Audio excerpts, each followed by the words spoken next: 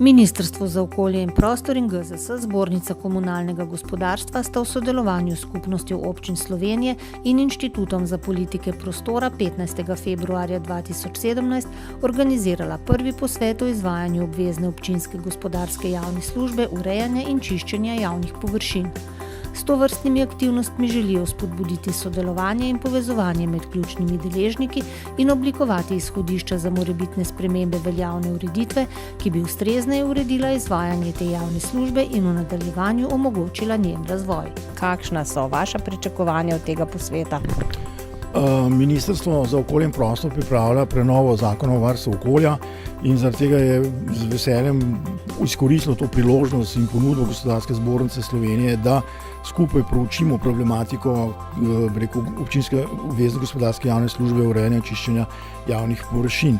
Pričakovanja našega ministrstva gredo ravno v to smer, da bi tiste pomanjkljivosti, ki smo jih ugotovili v sedanji ureditvi in sedanjem izvajanju, da bi poskusili izboljšati in temu primerno potem na ustrezen način preurediti veljavni zakon o varstvu okolja.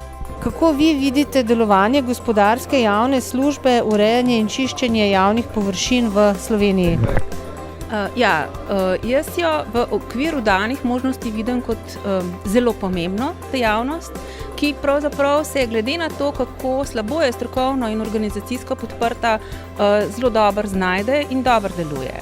Res pa je, da se zdaj po 25 letih sprememb in te strukturne ali pa sistemske praznine kažejo potrebe potem, da bi se nekako strokovno to področje ojačalo, da bi se organizacijsko izvajalci povezali, tudi občine med sabo in da bi na ta način zgradili dobro prakso. Treba je povedati, da v Sloveniji razen tega, da je ta služba predpisana kot obvezna lokalna javna služba, ni drugih meril za delo, za strokovno prakso in se seveda morajo izvajalci in občine znajti sami.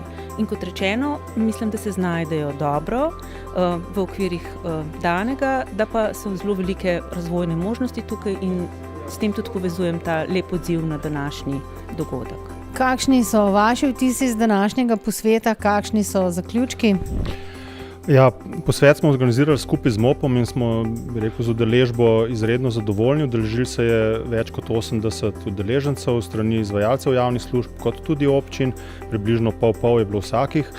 Zaključki pa so taki, da bomo s takimi posveti in z sodelovanjem na področju javne službe urejanja in čiščenja javnih površin še naprej sodelovali in bo Zbornica komunalnega gospodarstva še naprej igrala aktivno vlogo pri povezovanju izvajalcev javnih služb in tudi pri sodelovanju z občinami in državo na tem področju. Glede zakonodaje je tudi tekla beseda, nekako je bil zaključek, da seveda in občine in izvajalci javnih služb od države pričakujejo nek jasen zakonodajni okvir, ki pa ne bo preveč rigiden in ki bo dopuščal občinam, da lokalne zadeve urejajo v svojih odlokih, prilagojeno svojim lokalnim razmeram in da bo država res postavila samo okvir delovanja za občine in izvajalce javnih služb.